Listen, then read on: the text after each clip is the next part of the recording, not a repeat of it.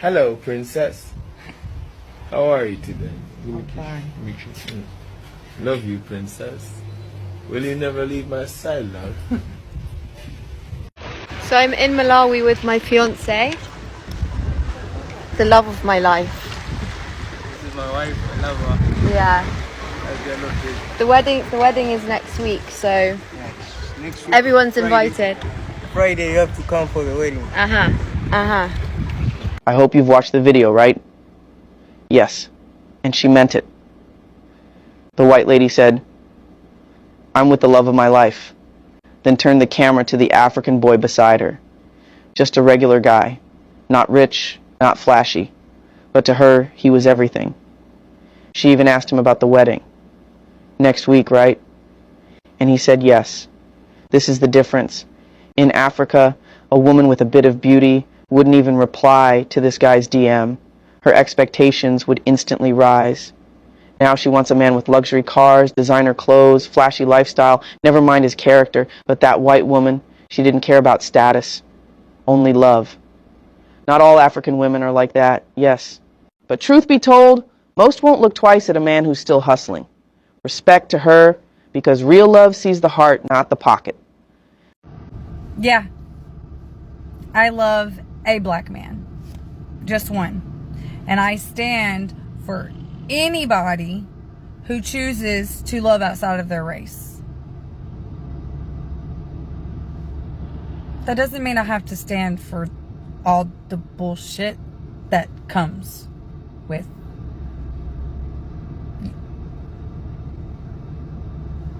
Yeah.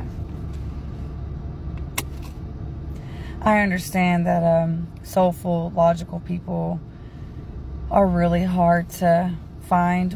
We are full of the lack of. So yeah. I do stand for BOK men and YT women. And they understand. If you don't understand, that's okay. Because that would make you one of those. Okay? I don't stand for the YT men who try to teach their children not to love certain people. And I don't stand for BOK women who teach their children to not love certain people. We're people. We're human beings. I hope you get it one day. You probably won't. But I have hope. Every time black man dates a white woman, our community loses its mind. But here's what actually happening. We're not mad about love. We are terrified that if black men can be loved by someone outside our circle, then maybe, just maybe, we've been telling ourselves a lie about what we actually offering, and that scares more than any relationship ever could. This is not about defending interracial dating. It is about asking ourselves the hardest question. What are we so afraid of that we'd rather police who our brothers love than examine why we feel so replaceable? Stay with me. This will get uncomfortable. I've got a couple of clips, white women talking their experiences dating black men and black women talking about why white women date black men, and then I'll be back with a whole gist. Let me come on here and reiterate the past post about white girls dating black men. Because some of you seem to be illiterate. I am a woman who has dated interracial since I was 14. So I will never, ever, ever date a white man, ever. All my kids are mixed. I'm with a black man. Like, that's my life. I will always be interracial. I will always say it's good to be interracial. It's good to be with who you love. Whoever you love, be with them. But I am saying this, repeating what I already said. Don't be with somebody where you feel like you're in fear. Don't be with somebody where you feel like you could be unalived. Don't be with somebody whose family hates you or would unalive you. That is my topic that I have to say. Be with who you want, but be precautious on who you're with. Why more white women are dating or marrying black men? In recent years, there's been a visible rise in interracial relationships, especially between white women and black men. This shift isn't about trends. It reflects deeper social changes, open-mindedness, and shared human connections. 1. Breaking social barriers. Society is becoming more inclusive, and many people are no longer limited by outdated racial norms. Love and attraction are now seen for what they truly are, personal and emotional, not defined by skin color. 2. Cultural curiosity and connection.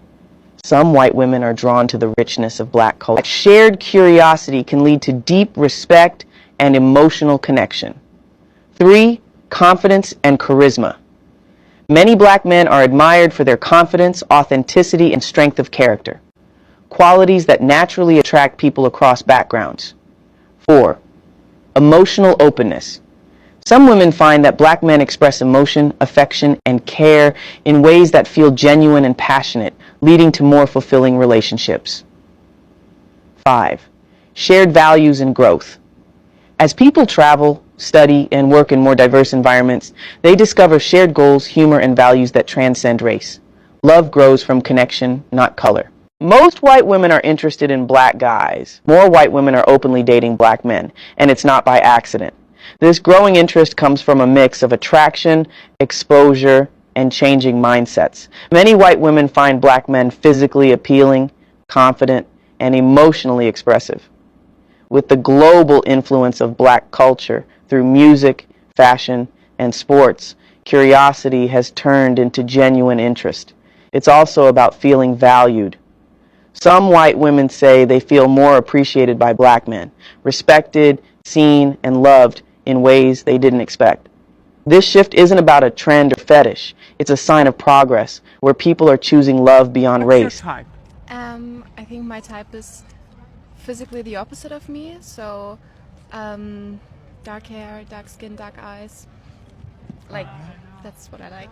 Black men or white men? You want the Morris Chestnut or the Ashton Kutcher? Nah, give me my black man for sure. Give me my black man. Yeah. Why? Because I'm not really the type to date a white man. No. No, Ashton Kutcher for you? Honestly, even in my own race, like, you know, like, I can't date a light skin, like, I can't. I gotta dress, you know, that caramel, you know, that little chocolate, you know. So what you like about black men? Everything. It's not one specific thing. It's everything. Everything comes with everything. With everything, for sure. Baby! Please say yes!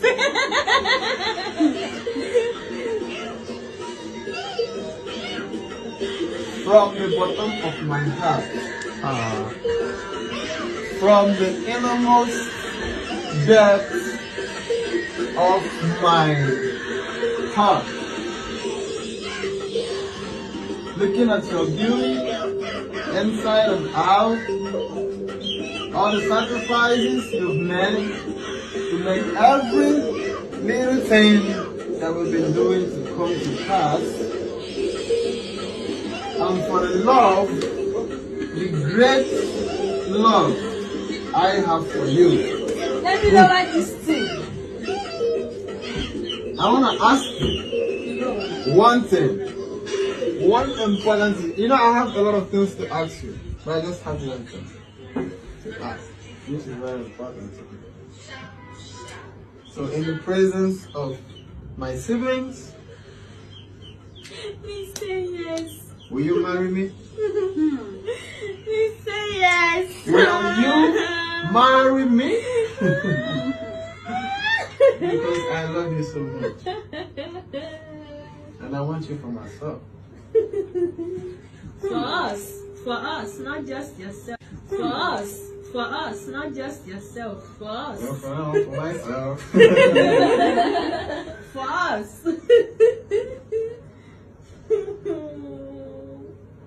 This should be my engagement ring to you. It should be, or it is? Yeah. That's better grammar. It is. Oh, yes, I guess I'm here.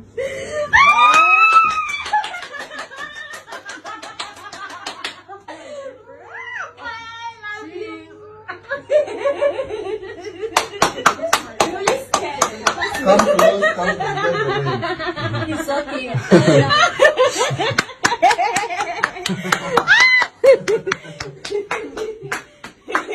Come here.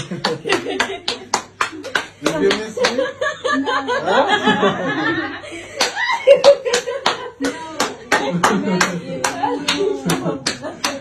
She's mad at me. No, don't even go there. For way too long. Way too long. Save the video. You're scrolling Twitter or TikTok, maybe Instagram. Someone posts a photo, a handsome black man, beautiful white woman, happy together. Within minutes, and I mean minutes, the comment section explodes. She's taking our man. He's a sellout. She's fetishizing him. He hates himself. And everyone got an option. Everyone is got a hard take, like everyone is hard. But here's what I realized after many years of watching this cycle. We are not actually angry about the relationship. We are angry at what the relationship represents. I'm not here to defend interracial dating. I'm not here to attack black women. I'm here to sit in the uncomfortable space where both of those things can be true. Black men have autonomy over who they love, and black women have legitimate reasons to feel anxiety. Both things. Until we can hold both, we are going to keep having this conversation in the wrong register. So let us go deeper. First up, let us be real about what's actually happening in the diaspora right now. We are living in a post-colonial moment where identity is currency. Your blackness, your culture, your authenticity, these ain't just identity markers anymore. They are investments. We're talking about building black wealth, supporting black businesses, keeping money in the community.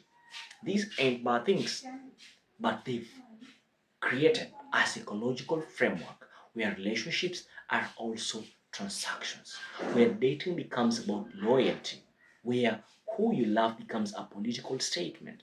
And in that framework, when a black man dates outside the community, it feels like theft. But theft implies something was on in the first place. So here's where it gets uncomfortable. Many of us, and I'm speaking as someone inside this community, have internalized this idea that black men belong to black women, that dating is a form of allegiance, that love outside the circle is betrayal, and we've built an entire emotional and social infrastructure around that belief. The problem, that infrastructure is collapsing, and instead of examining why, we are blaming the people who walked away.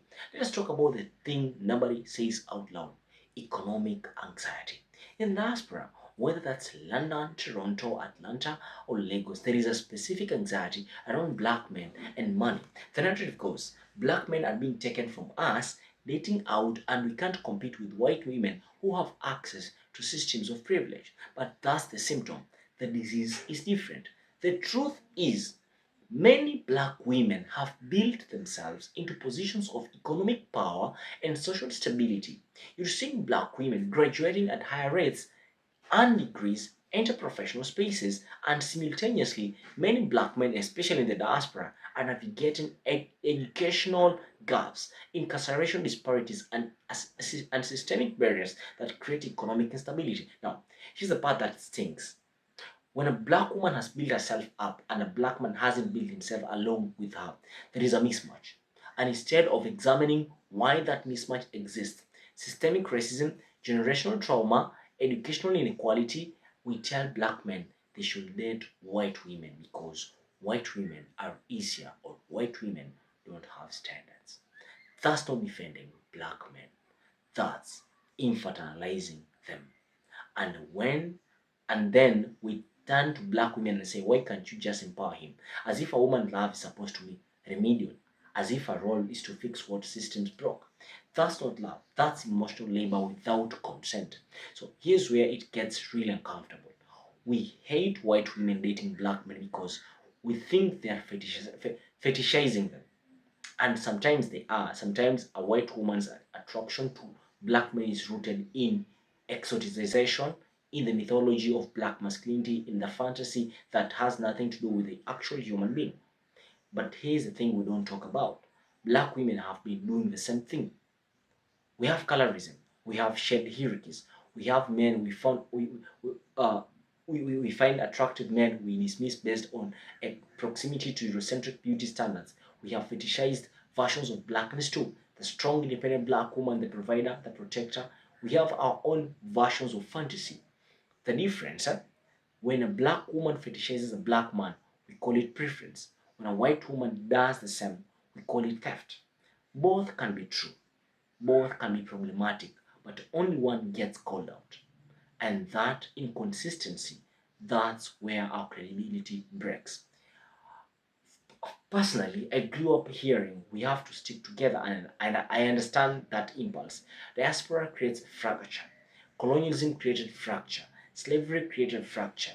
The need to rebuild something, community, family, belonging is real and is beautiful.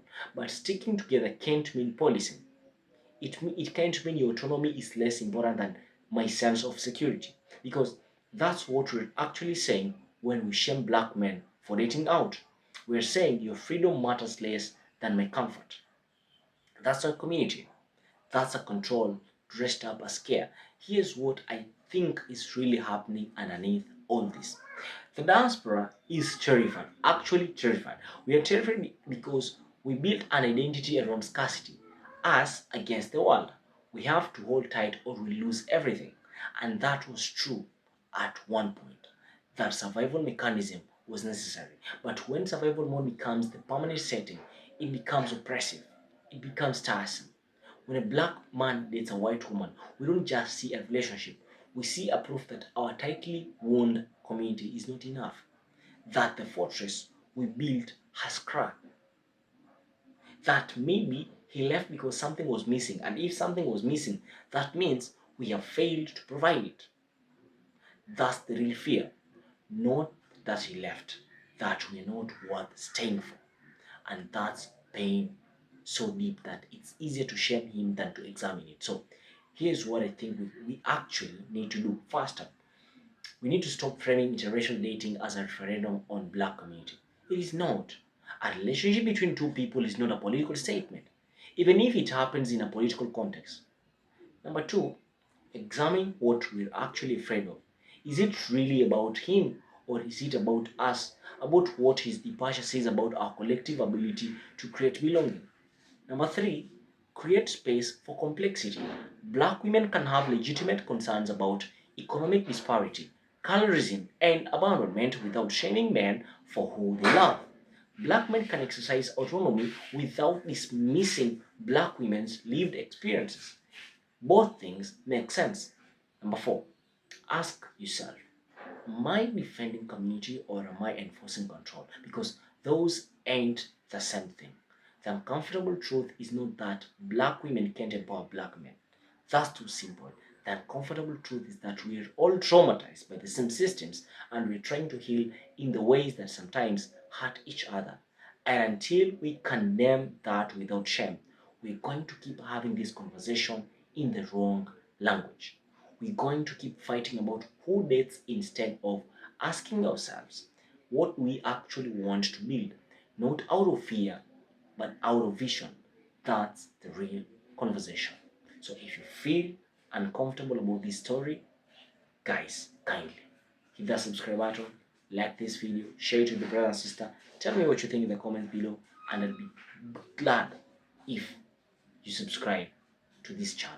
Thank you for watching. I hope to see you in the next one.